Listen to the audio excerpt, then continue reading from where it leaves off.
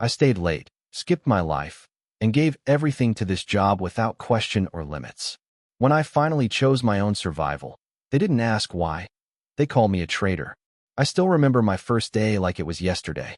The smell of fresh coffee, the echo of footsteps in the hallway, the sound of keyboards tapping like some kind of office symphony. I wore a cheap gray suit that felt 2 sizes too stiff, but I walked in proud. I had landed the job. Not just any job, the job. The kind my dad used to call a real opportunity. I was 24 then, bright-eyed, full of that blind belief that hard work fixes everything. I had no family connections, no fancy degree, just a community college diploma, a worn-out laptop, and a ridiculous amount of drive. When they offered me the role, junior operations analyst, I almost cried. My girlfriend at the time, Jenna, hugged me so tight I thought my ribs would crack. I told her this was it. The beginning of everything we wanted. Stability. A future. Maybe even a house one day with a little backyard and a dumb dog who barked at mailmen. The first year was exactly what I expected. Tough, but rewarding. I stayed late, volunteered for everything, skipped weekends like they were optional. My boss, Terry, said I had potential. He gave me a shot on a big project early, and when that went well, he started calling me his go-to guy. I wore that like a badge of honor. Every time someone else left early, I stayed. Every time a deadline got moved up, I adjusted. There were days I would not even see the sun. Just my screen, the break room, and the long drive home in the dark. Jenna used to tease me about marrying my job. I would laugh and tell her it was just for now. Just until I made it. I clung to this idea that loyalty meant something. That if I just kept pushing, someone would notice. That it would all come back around. And it did at first. I got promoted after 18 months. Not a huge jump, but enough to make my folks proud. My mom framed the offer letter like it was a diploma. Said I was the first in the family to get a salaried job with benefits. That meant something. At least it did back then. But promotions come with fine print nobody talks about. The second I moved up, the expectations shifted. I was no longer just the eager new guy. I was management track, which meant longer hours, tighter deadlines, and fewer people to lean on, because now I was the person everyone leaned on. At first, I told myself this was part of the climb, a necessary grind. That one day I would have a corner office, a team of my own, maybe even a life I did not want to run away from. I believed that for a long time. Too long. What I did not know then, what nobody tells you, is that the climb does not always lead up. Sometimes it just wears you down. And sometimes, you do not even realize you are slipping until it is already too late. It started small. One skipped lunch here. One urgent email after hours there. Then came the Sunday calls. The ones that opened with, "Hey, hate to bug you, but," and always ended with me opening my laptop again. At some point, I stopped noticing. Terry once told me I was a natural at putting out fires. I took that as a compliment. I did not realize then that I had slowly become the fuel. It was not a promotion. It was a trap disguised as praise. The boundaries I used to have, they disappeared one by one. At first, I would joke about it, how my work laptop was practically glued to my hip. But over time, the joke wore thin. It became a habit, then a pattern, then a prison. Meetings started at 8. Emails came in past midnight. I was praised for being responsive and dependable, but what they really meant was always available. I stopped working late because I wanted to. I worked late because it became the expectation, the baseline, the bare minimum. Jenna would wait up for me. At first, she would make dinner, light a candle, try to talk. But I was always distracted, tired. Sometimes I would fall asleep on the couch with my laptop still open. She stopped lighting the candles. Then she stopped asking when I would be home. Then she stopped being home altogether. She left a note. Said she loved me, but she did not recognize me anymore. Said the guy she met used to laugh more. Used to have dreams. Now he just had deadlines. I did not even fight it. I just read the note, went to work, and answered a Slack message about inventory forecasting like nothing had happened. That should have been the moment I stopped. The wake-up call. But instead, I doubled down.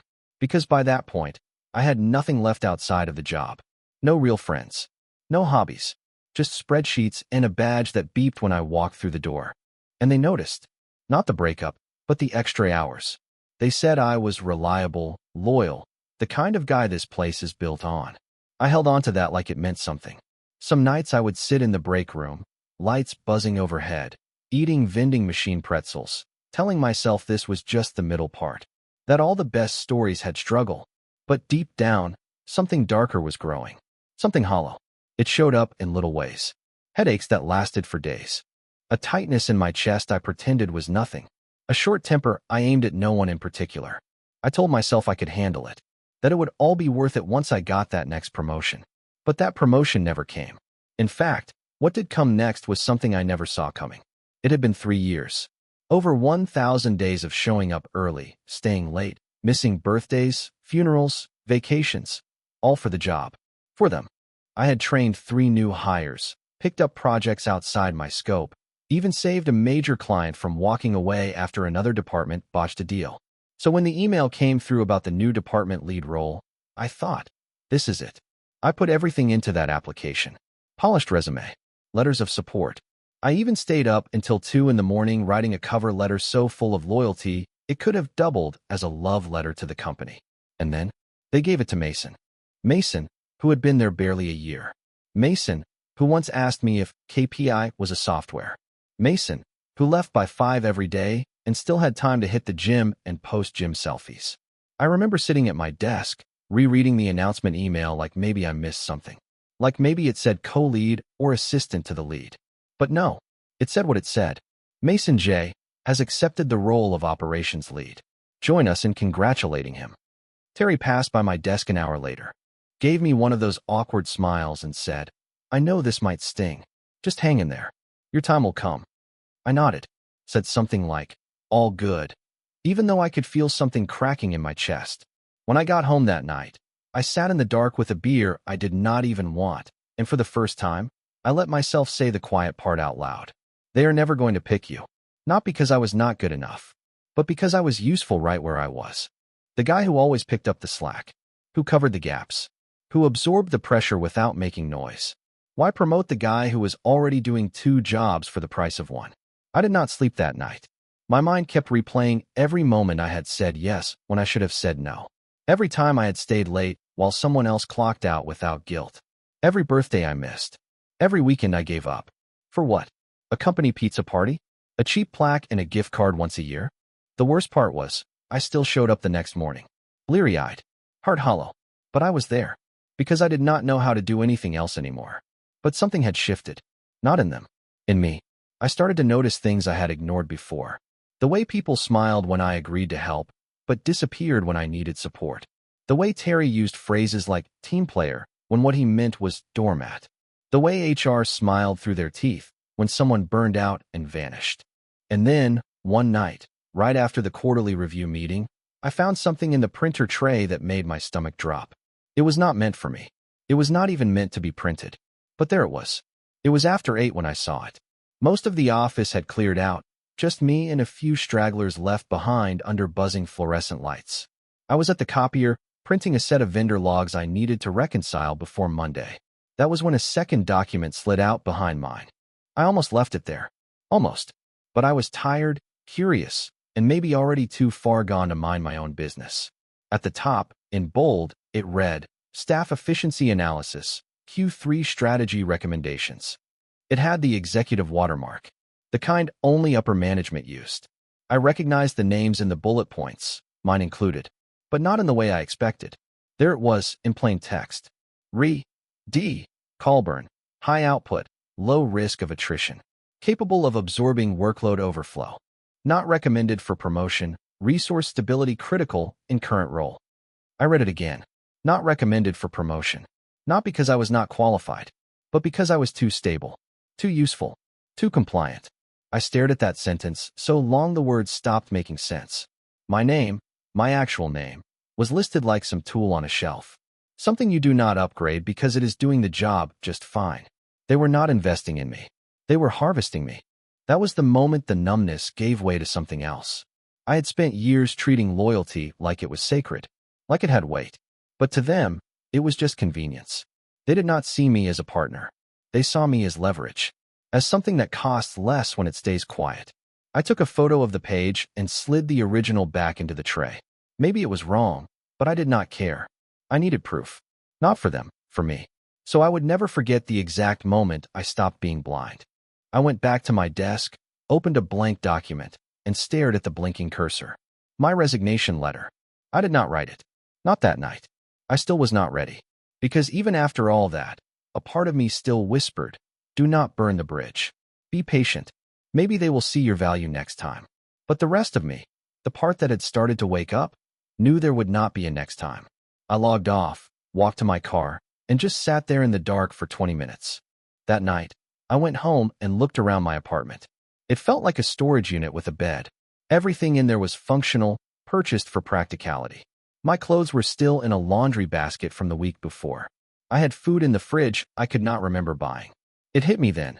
This job had taken everything. My time, my identity, my health. But I had let it. And now I had to decide how much more I was willing to lose.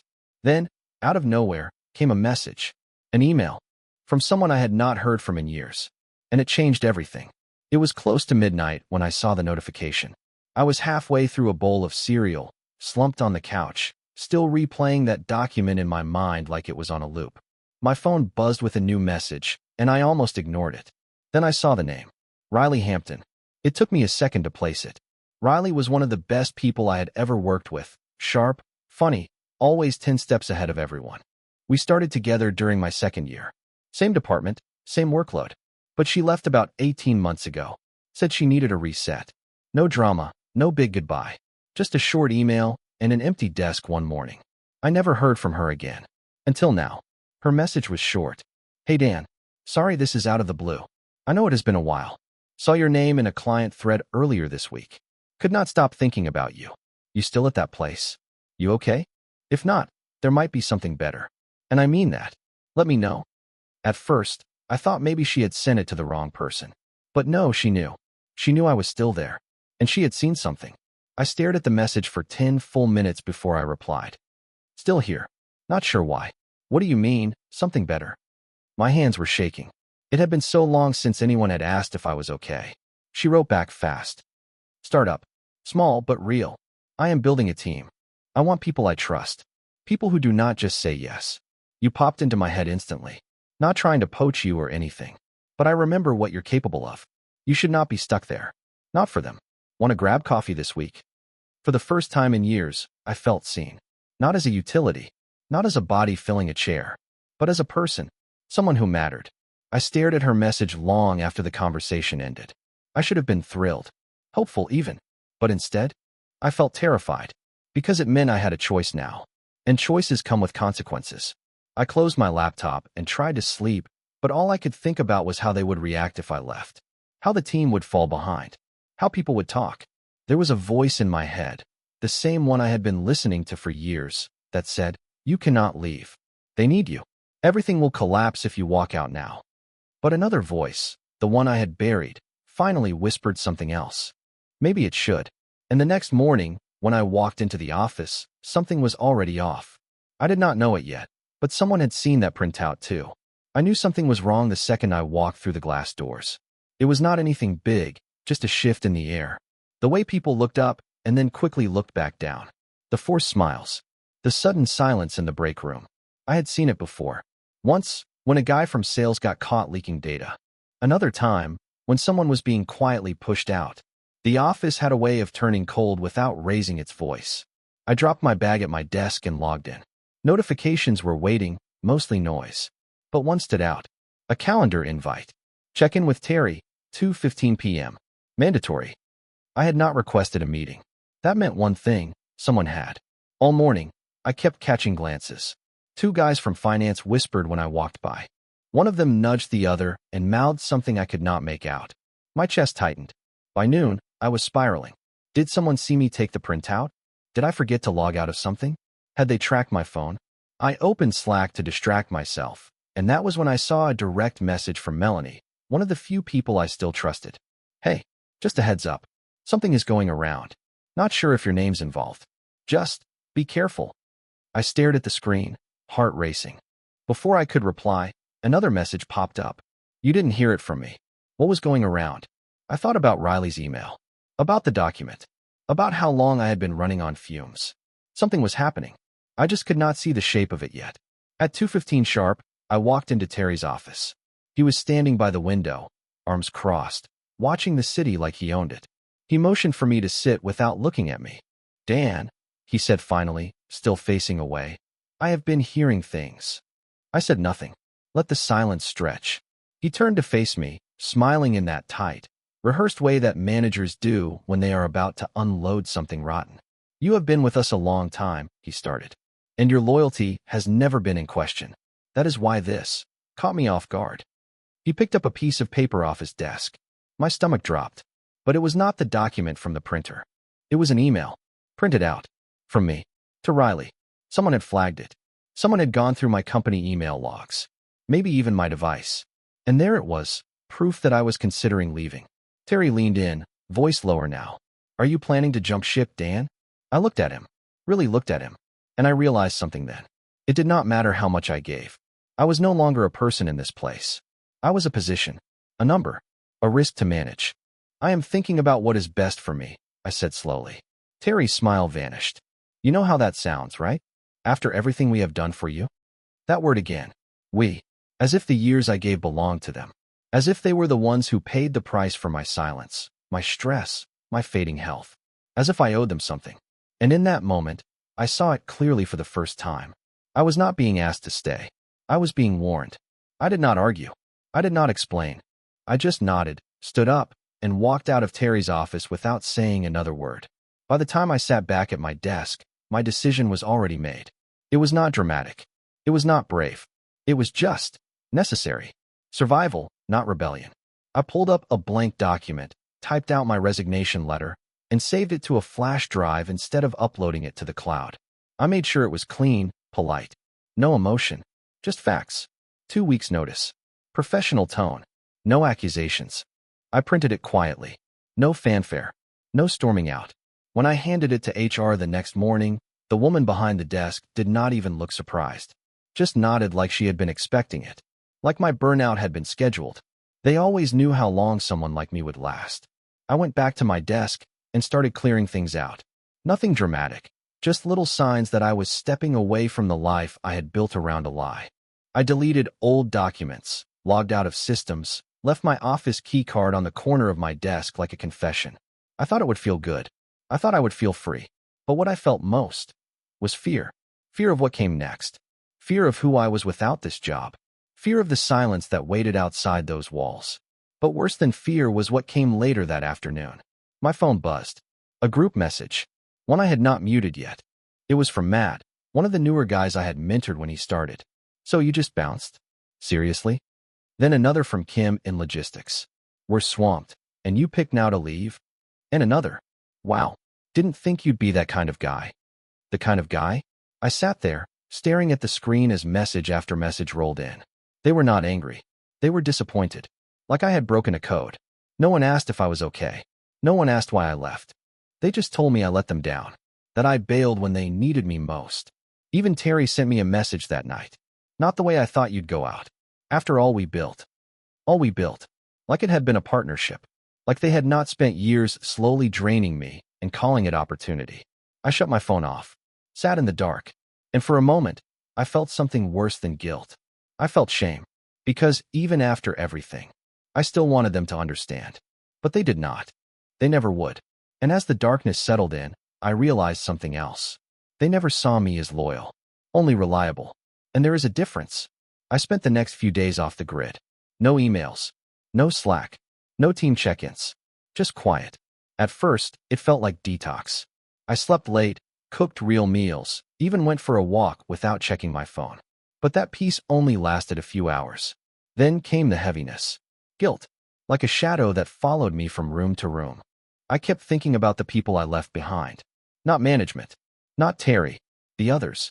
People who had sat beside me in silence all those late nights. Who shared eye rolls in meetings, swapped knowing glances when another urgent task landed in our laps. I kept replaying their messages. We're swamped. You picked now to leave? Didn't think you'd be that kind of guy. And I kept wondering, was I? Was I the kind of guy who walked away when things got hard? Who left others behind to pick up the mess I helped hold together? But the more I thought about it, the more I saw the lie underneath that guilt. Because things were always hard. And I was the one who had stayed long after I should have left. Long after it had started to bleed into my health, my identity, my life. They were not mad I left. They were mad I proved it was possible. Mad I broke the illusion we had all been living under. That staying, suffering quietly, was the right thing to do. But here is what no one tells you about being the dependable one. People do not thank you. They use you. And when you finally stop letting them, they call it betrayal. That night, I dug through an old box of junk and found my old badge.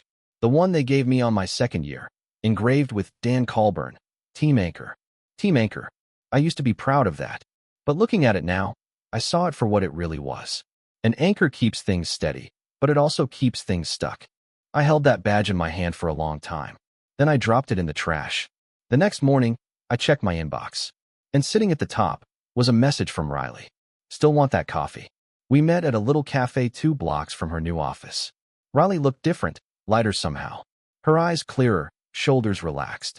Like she had figured something out that I was just starting to understand. I had not seen her in nearly 2 years, but the second I sat down, it was like nothing had changed.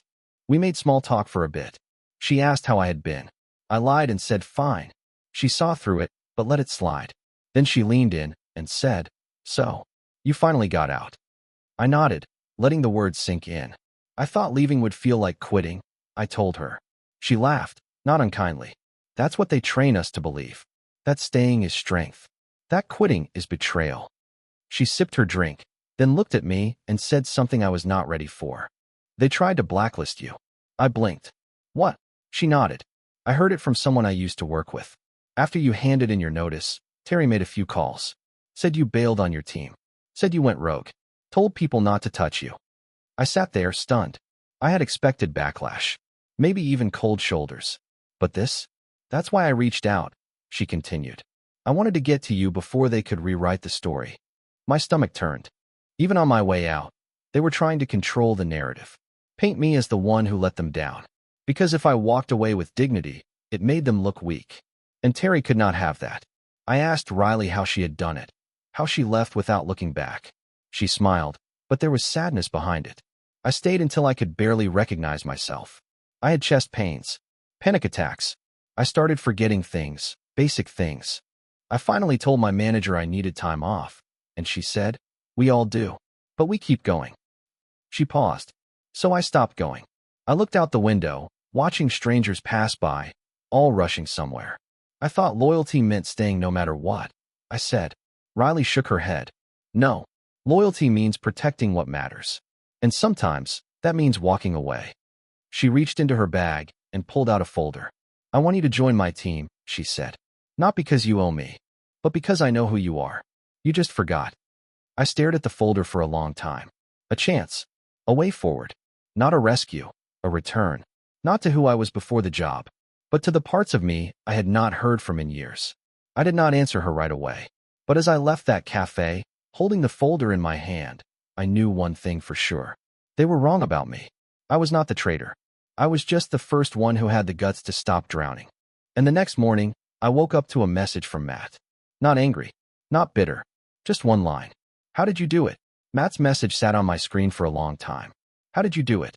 I stared at those 5 words like they were a test. Part of me wanted to ignore it, to pretend I had nothing left to offer. But I knew that look he had probably worn when he typed it. I had worn it too. That look of someone holding it all together with frayed thread. So I wrote back. I stopped thinking survival was the same thing as success. I stopped believing pain meant progress. I stopped letting their silence decide my value. He did not reply right away. And that was okay. Some truths need time to land. That was a month ago. Since then, I have started building something new. Not perfect. Not easy. But real. Riley brought me on part-time. Said there was no pressure. Just room to breathe. I took it. And for the first time in years, I wake up without dread. I still get emails from the old job. Not from Terry, not anymore. But from people like Melanie. From Kim. From others who once told me I abandoned them. Now they ask how I knew it was time. How I found the nerve. And every time I tell them the same thing. I did not leave because I stopped caring. I left because I finally started. See, loyalty is not measured by how much pain you can endure. It is measured by what you protect. And if you are constantly sacrificing your health, your time, your identity, for people who only see your worth and output, then you are not being loyal. You are being used. Leaving was not betrayal. Staying silent about what it was doing to me That would have been. They called me a traitor because they wanted a version of me that no longer existed. The one who stayed late without complaint, who said yes without pause, who burned and called it passion. But that man is gone. And in his place is someone I am still getting to know. Someone who understands that the hardest loyalty is not to a company or a team or a title. It is to your own life. So when I think back on that place, on the badge, the late nights, the guilt, I do not feel regret anymore. I feel relief. Because I finally walked away from a fire that was never going to stop burning. And now? Now I am free.